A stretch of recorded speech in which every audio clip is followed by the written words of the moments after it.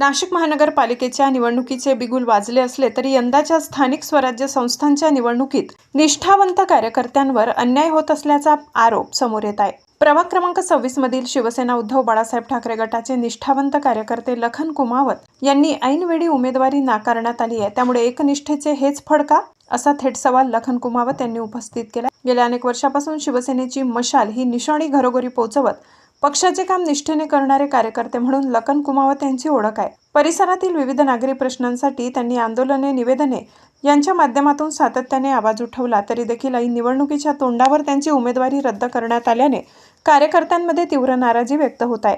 पक्षामध्ये सर्वसामान्य व निष्ठावंत कार्यकर्त्यांवर अन्याय होत असल्याचा आरोप लखन कुमावत यांनी आपली भूमिका स्पष्ट केली। भाऊ, प्रभाग क्रमांक 26 मधून आपण उभाटा गटाचं काम करत होते। आज तुम्हाला निवडणुकीमधून डावलण्यात आलेलं आहे, काय सांगणार, काय भावना आहे तुमच्या? प्रभाग क्रमांक 26 मध्ये शिवसेना उद्धव बाळासाहेब ठाकरे पक्षाकडनं मी इच्छुक होतो आणि गेल्या 15 ते 20 वर्षापासून पक्षाचं प्रामाणिकपणे काम करत होतो। पण आता एवढा पक्षाचा पडता काळ आहे, ज्या काळामध्ये लोक इकडच्या तिकडं उड्या मारल्या आणि चिन्ह घेऊन पळाले, तरीसुद्धा आपण ती जी मशाल नवीन चिन्ह घेऊन लोकांमध्ये पोहोचलो, लोकांमध्ये काम केलं आणि पक्षाचा जो झंझावात आहे तो तसाच चालू ठेवला। परंतु आता कुठलीही स्पर्धा नव्हती का, उमेदवारीमध्ये खूप स्पर्धा होती, खूप मारामाऱ्या होत्या, असा काही भाग नव्हता। परंतु ज्या पक्षाचं प्राबल्य या भागात आपल्याकडे नाही आहे, त्या पक्षाला आघाडीमध्ये जागा सोडून आपल्या निष्ठावंत कार्यकर्त्यांवरती पक्षाने जो अन्याय केला आहे, त्या वरिष्ठ पदाधिकाऱ्यांना 16 तारखेनंतर त्या गोष्टीची समज येईल। परंतु आज हा विषय मला विशेष वाटतोय, म्हणजे अतिशय भावनिक झालो होतो मी थोड्या वेळापूर्वी। कारण महत्त्वाची गोष्ट अशी का ज्या पक्षासाठी आपण कोट म्हणून तयार राहतो, ज्या लोकांशी भांडायला तयार होऊन जातो, उद्या जर कोणी उभाटा म्हणलं तर आम्ही म्हणतो अरे बाबा शिवसेना उद्धव बाळासाहेब ठाकरे म्हणा, तो आमचा पक्ष आहे, तो गट नाही आहे। आम्ही लोकांना पक्षासाठी तो दुश्मनी घेतो, लोकांशी भांडतो आणि पक्ष हा संकुचित विचार करून आपल्या पक्षाच्या कार्यकर्त्यांना जर डावलत असेल तर नक्कीच निषेधार्ह बाब आहे आणि याचं गणित त्यांना लवकरच कळून जाणार आहे।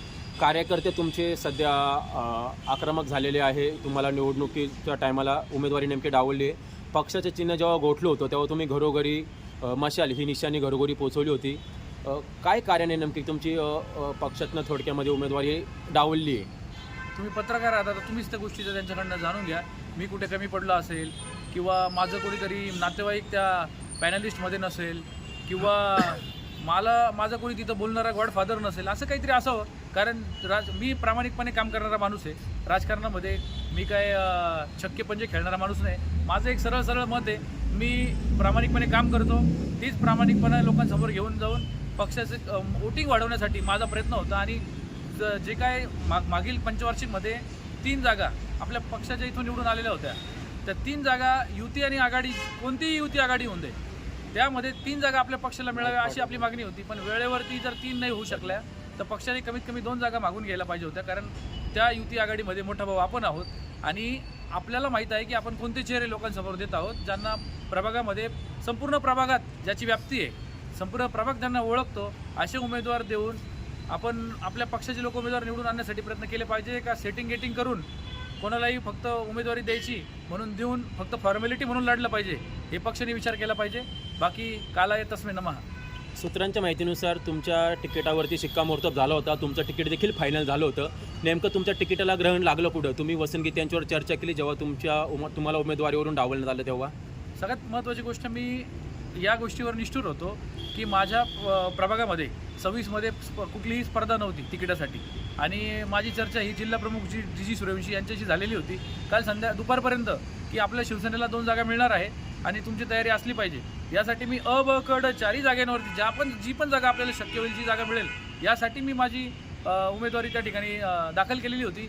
परंतु ती 2 वाजेपर्यंत, 2:30 वाजेपर्यंत, 3 वाजेपर्यंत एबी फॉर्मची वाट बघितली, परंतु कुठलाही प्रतिसाद पक्षाकडनं आलेला नाही। त्यामुळे ते ग्रहण कोणतं लागलं याचं संशोधन करण्याची गरज ही माझ्यावर पण आलेली आहे। सर्वात महत्त्वाचा प्रश्न, आता आपली पुढची नेमकी भूमिका काय असेल?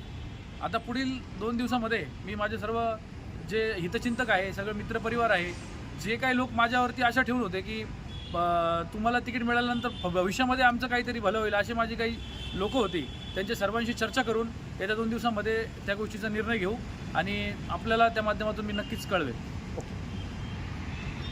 पक्षाकडून ऑलरेडी तिकडे एक उमेदवार दिलेला आहे, भविष्यात तुम्ही पक्षाविरोधात निवडणूक लढवणार का? 100% त्या ठिकाणी आपल्या 3 जागांचा क्लेम होता. एक जागा पक्षाने त्या ठिकाणी दिलेली आहे, परंतु शिवसेना हा युती आघाडीमध्ये मोठा भाऊ आहे, तर 3 जागा त्या ठिकाणी मिळायलाच पाहिजे होत्या. मिळाल्या नाही. आता मी माझ्या कार्यकर्त्यांशी चर्चा करून निर्णय घेतो आणि अपक्ष उमेदवारी असेल किंवा इतर कुठल्या पक्षातला प्रवेशाचा विषय असेल तर येत्या 2-3 दिवसामध्ये ती गोष्टी तुमच्यासमोर जाहीर करतो. ओके. पक्षाशी प्रामाणिक राहून काम करणाऱ्या कार्यकर्त्यांना अशीच वागणूक मिळणार का, असा सवाल या निमित्ताने उपस्थित होत असून या निर्णयामुळे पक्षांतर्गत अस्वस्थता वाढण्याची शक्यता व्यक्त केली जात आहे.